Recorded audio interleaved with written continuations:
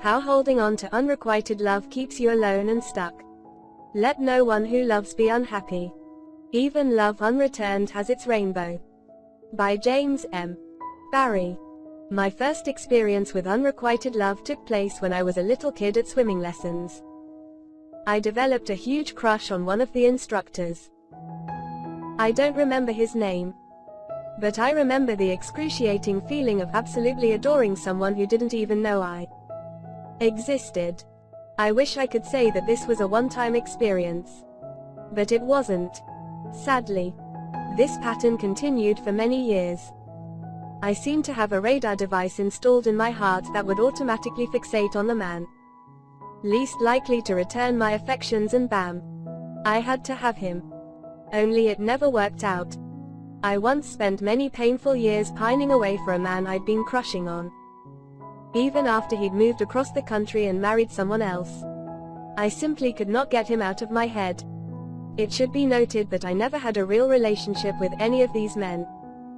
I never dated them, kissed them, nothing. I was friends with some of them, but that was it. Perhaps you can relate. You've finally met someone special after what seems like an eternity. It's like finding an oasis in a desert of nothingness and you are beyond excited. It just has to work out with this person. So you immediately go into obsession mode.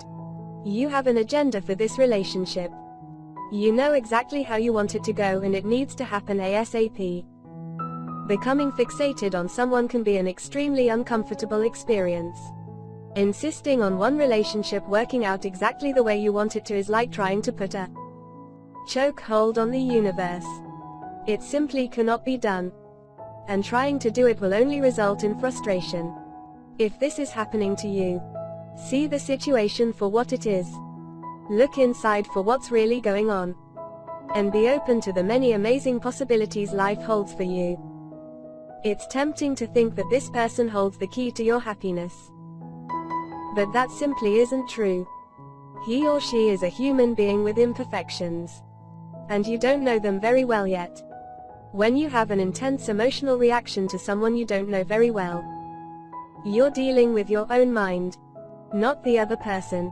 When you become infatuated with someone and think that life will be wonderful once you are finally a couple, you place your chances for happiness outside of yourself.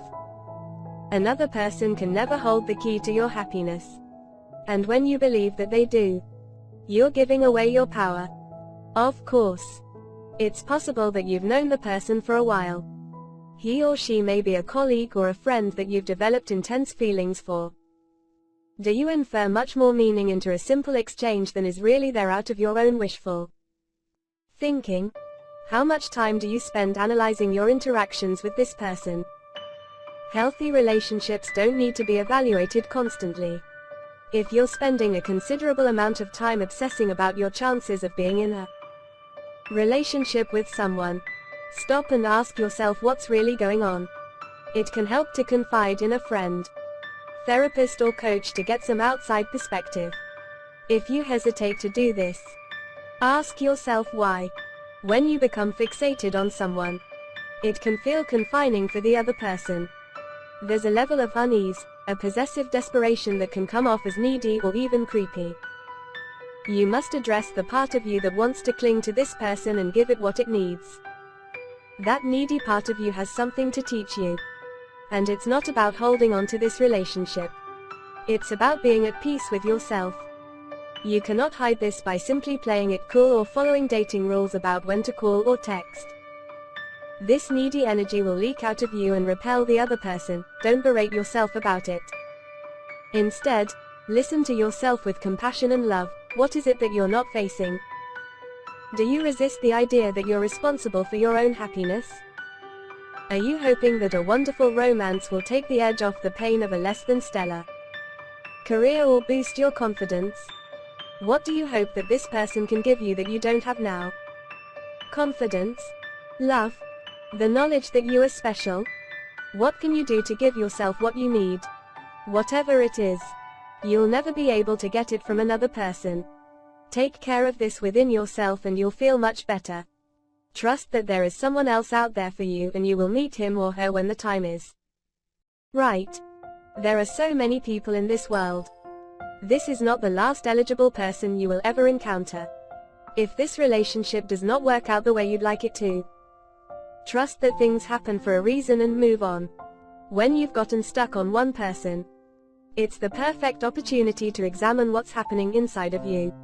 Life has dished you up a generous helping of potential self-discovery. So welcome the lesson as much as possible and learn everything you can. You'll be so glad you did, if you dig in and see the situation for what it is, instead of waiting for your would-be lover to come to his or her senses. You stand a much better chance for happiness. All of my heart-wrenching experiences with unrequited love led me to so much growth and self-discovery. I came to see that my fantasy relationships with these men were my way of protecting my heart. I was alone, but I was sure that it wasn't my fault. It was theirs for not wanting me. If only they'd see how great I was, everything would be fine. I was not opening myself to love by insisting that love could only come from one person. Once I was able to really see that, and to truly love myself, I never had another experience like that again. Every relationship and circumstance can bring you closer to the love you want if you open up and allow yourself to learn as much as possible. Love can come from so many sources. Don't close yourself off, be open to life, to alternatives, to possibilities.